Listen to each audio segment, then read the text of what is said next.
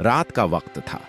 कोलकाता के एक प्राचीन कॉलेज के इतिहास विभाग में काम करने वाले अरविंद को एक रहस्यमयी चिट्ठी मिली।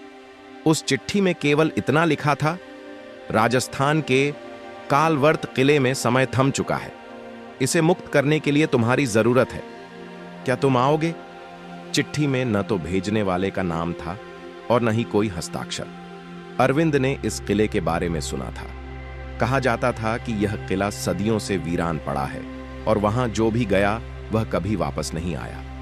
लेकिन इतिहास की जिज्ञासा ने उसे रोकने नहीं दिया। अरविंद ट्रेन पकड़कर राजस्थान के लिए रवाना हो गया। वहां पहुंचने पर उसने गांव वालों से किले के बारे में पूछा। गांव के बुजुर्गों ने उसे चेतावनी दी, किले के अंदर मत जाना, वहां अंधेरे की आत्माएं हैं, वे इंसानों को जिंदा नहीं छोड़ती। लेकिन अरविंद नहीं माना। उसके पास एक पुराना नक्शा था जो किले के गुप्त हिस्सों का संकेत देता था। कालवर्त किले की ऊंची दीवारें अब भी समय की मार झेल रही थीं। जैसे ही अरविंद ने किले के मुख्य द्वार पर कदम रखा, उसे एक अजीब सी ठंडक महसूस हुई। हवा में फुसफुसाहट थी, जैसे कोई उसका नाम पुकार रहा हो।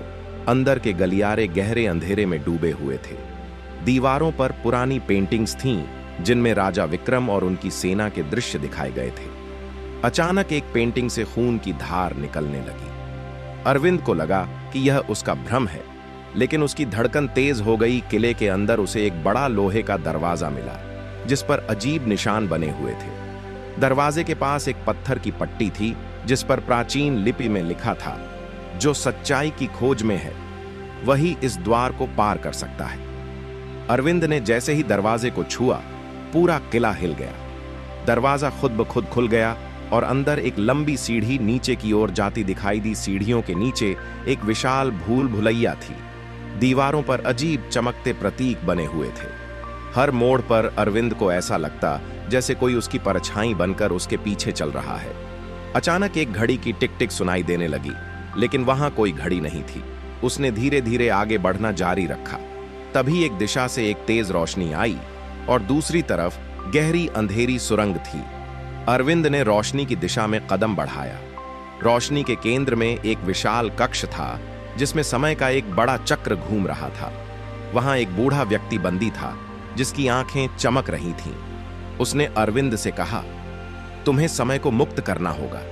यह किला समय का कैदी है और मैं उसका पहरेदार हूं। लेकिन सावधान रहो, क्योंकि अगर तुमने गलती की तो खुद समय का हिस्सा बन जाओगे।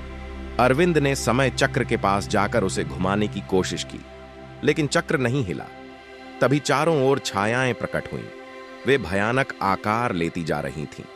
बूढ़े व्यक्ति ने चिल्लाकर कहा, प्रकाश को बुलाओ, यही इन छायाओं को हराएगा।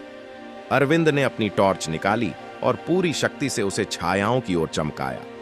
छायाएं धीरे धीरे गायब हो गईं। चक्र रुक गया और किले की दीवारें चमकने लगीं। बूढ़े व्यक्ति ने कहा, तुमने समय को मुक्त कर दिया है। अब किले की आत्माएं भी मुक्त हो चुकी हैं। अरविंद के सामने किले का पूरा वातावरण बदल गया। दीवारें नई जैसी हो गईं और किले के राजा विक्रम के सैनिक जीवंत हो गए। अरविंद ने किले से बाहर कदम रखा। गांव वाले उसकी वापसी देखकर हैरान थे। वे कहने लगे, तुमने असंभव को संभव कर दिखाया। लेकिन अरविंद के हाथ में अब भी समय चक्र का एक टुकड़ा था। उसे एहसास हुआ कि समय की यह यात्रा कभी खत्म नहीं होगी।